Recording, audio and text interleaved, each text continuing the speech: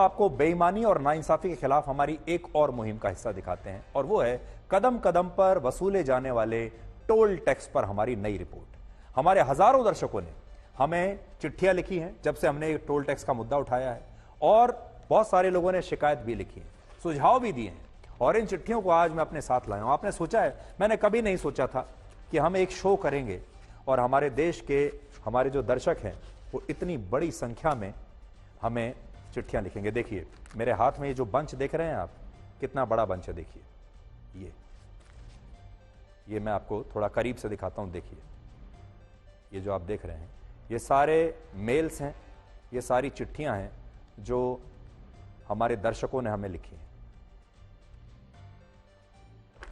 हर mail में और हर चिट्ठी में देखिए क्या लिखा है। एक तो वो ये बताते हैं कि हमारे क्षेत्र में भी ऐसा ही एक अवैध टोल वसूला जा रहा है। उसके बाद शिकायत करते हैं और कहते हैं, सुझाव भी देते हैं कि क्या होना चाहिए। राजस्थान से हमारे एक दर्शक राहुल ने हमें चिट्ठी लिखी जिसमें कहा कि जयपुर में जिस सड़क पर सबसे ज्यादा गड्ढे हैं उस सड़क पर सरकार और ठेकेदार द्वारा लोगों से खुलकर टोल टैक्स वसूला जा रहा है। और जब हमारी टीम ने ग्राउंड जीरो पर जाकर रियलिटी चेक किया तो ये बात बिल्कुल सही निकली। इस गड्ढों वाली सड़क पर चलने के लिए लोग न सिर्फ टोल टैक्स दे रहे हैं बल्कि आरोप है कि इसमें भी एक बहुत बड़ा घोटाला है। तो अब आप सोचिए, आप टोल टैक्स तो ले रहे हैं लेकिन कम से कम रोड तो अच्छी कर दीजिए। यह सड़क राजस्थान के कोटपुतली से कुचामन के बीच बनी है जिसका ठेका एक ही कंपनी को पिछले 5 साल से मिल रहा है। और जब सरकार इस कंपनी को इस सड़क का टोल टैक्स वसूलने की इजाजत देती है तो उसे यह भी कहा जाता है कि उसे इस सड़क की मरम्मत का काम देखना होगा। लेकिन सच यह है कि इस सड़क पर गड्ढे भी हैं और जिस सड़क पर टोल टैक्स होना ही नहीं चाहिए वो सड़क टोल टैक्स की गुलामी में जकड़ी हुई है, जिसे आज आजाद कराने की जरूरत है।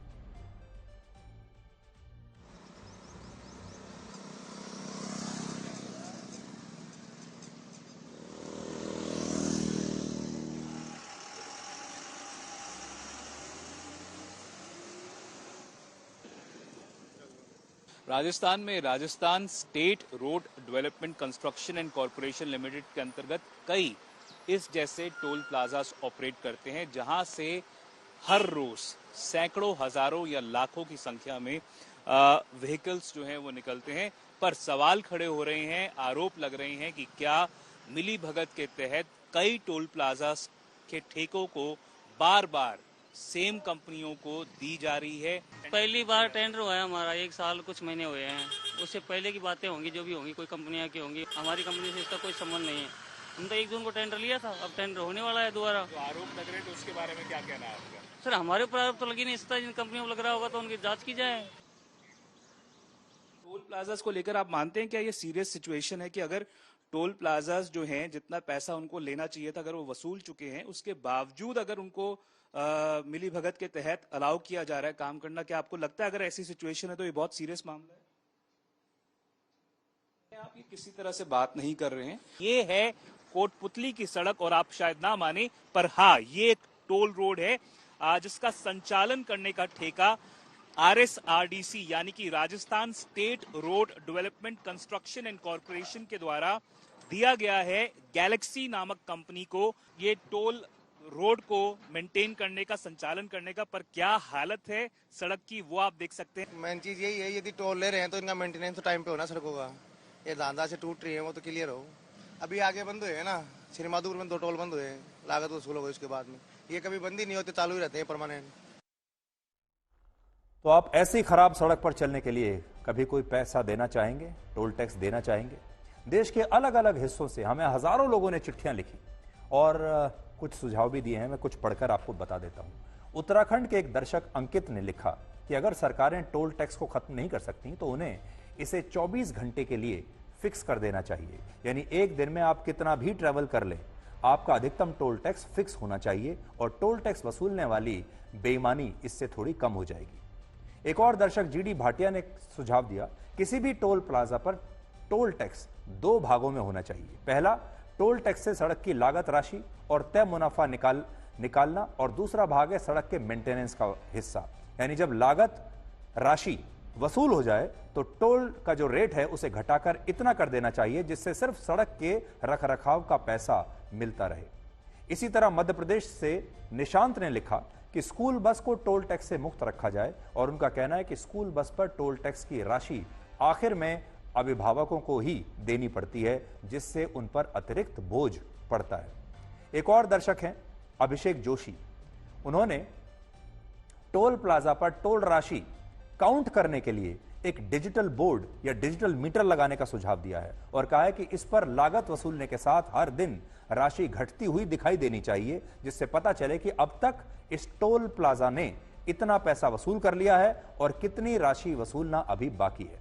यानी जो सबसे बड़ी बात जो आ रही है, देखिए, वो ये है कि जो कंपनी है वो कहती है कि हमने इस सड़क पर इतना पैसा लगाया है, हम अपनी लागत को वसूल करेंगे, लेकिन आम आदमी को कभी ये नहीं पता चलता कि कितनी लागत वसूल हो चुकी है। कई जगह तो ऐसा है कि लागत वसूल हो चुकी है, उसके बाद भी टोल टैक्स चलता जा रहा है। इसलिए हर रोज एक डिजिटल बोर्ड होना चाहिए, मीटर होना चाहिए, जिसमें यह पता चले कि इस रोड का की लागत कितनी है और उसमें से इस रोड का जो वेंडर है, यानी जो कंपनी जो इसको चला रही है टोल को, उसका कितना पैसा वसूल हो चुका है और बाकी का पैसा कितने दिन में वसूल हो जाएगा, ताकि सब लोगों को यह पता हो कि अब इस कंपनी का पैसा वसूल हो चुका है। अब जो पैसा अगर आपको लेना भी है तो आप मेंटेनेंस का पैसा ले लीजिए, लेकिन लागत का पैसा तो आपको मिल चुका।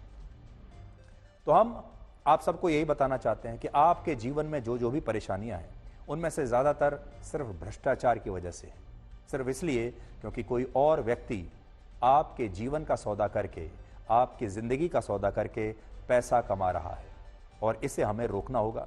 पार्टियां आती रहेंगी, जाती रहेंगी, सरकारें आती रहेंगी, जाती रहेंगी, और अगर ये पार्टियां और ये सरकारें 75 वर्षों में इसे अगर नहीं रोक पाई तो आगे भी क्या रोकेंगी, हमें नहीं लगता रोक पाएंगी। इसमें आपको और हमें जागरूक होना पड़ेगा और मिलकर आवाज उठानी पड़ेगी, और इसके लिए हम आपके पार्टनर बनने के लिए तैयार हैं।